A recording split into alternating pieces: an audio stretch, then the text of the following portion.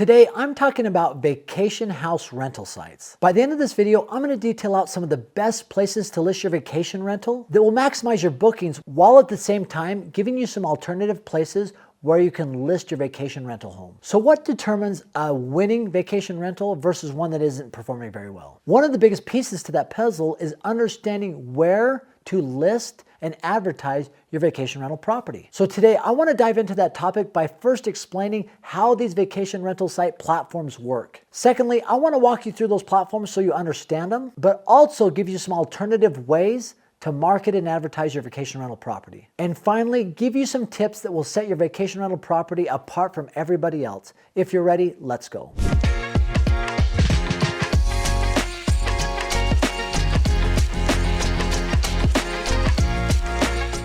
So what are the most popular vacation rental sites out there, right? From the fully serviced ones to the do-it-yourselfers, let's talk about those. Number one has to be Airbnb. With over 6 million properties, Airbnb is the biggest vacation rental site out there. It facilitates the whole experience, from communication between the guests and the homeowner, to payments, to also reviews. It really does everything, right? If you've ever used Airbnb, you know, right? You find a home that you like, you click on it, you message it, or you even pay for the property, and you receive a message instantly from the homeowner, and you begin communication, right?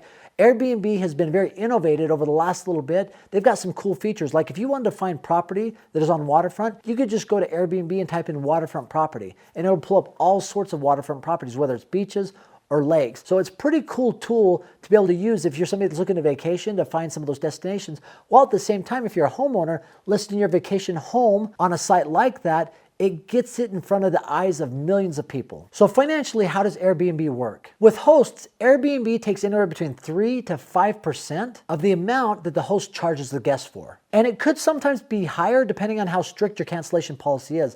Airbnb wants flexible cancellation policies. So if you follow their cancellation policy, it's going to be 3 to 5%. If you have a more strict one, it could be much greater than that. And Airbnb charges the guest on the other end of the transaction 12 to 16%. The second largest home rental site out there for vacation homes is VRBO, Vacation Rentals by Owner. And that has over 2 million properties. And it is very similar to Airbnb, where it facilitates the whole experience from the reviews to the communication to the payment. So financially, how does VRBO work? Well, similar to Airbnb, it charges a flat 5% from what the host charges the guest. It takes 5% of that.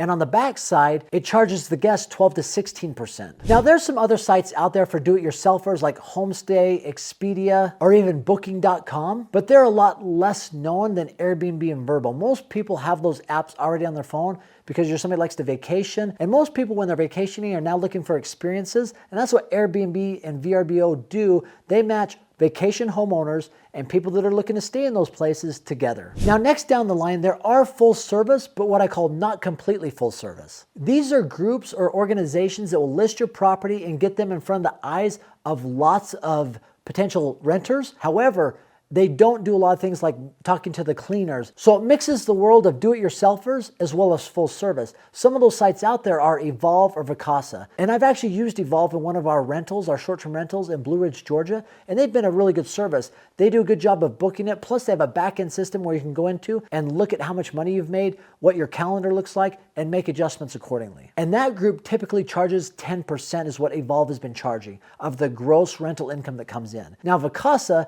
I've never used them, but I heard they charge about 25%. They will help with guest communication and facilitate payments, but as I mentioned, they don't deal with the cleaners or handyman or things that need to be done outside of that. And then you have the completely full service. These are the groups that do it all. They market your property, they facilitate communication themselves, they're the ones that are communicating, they take payment, they manage the landscaping, the snow removal, if you're in one of those places that has snow, they do it all, and they collect all the money, and then they pay you every single month while deducting their property management fee, which is anywhere between 20 to 40%. I've seen some places that charge 40%. I've seen some that charge as low as 20. And we actually use one of those for 2 of our properties up near Yellowstone National Park, and they charge us 20 to 25%. So now that you know all the places to list your vacation rental homes, which sites to list those on, let's talk about how you can set your property apart. Number one, you want your property to be unique.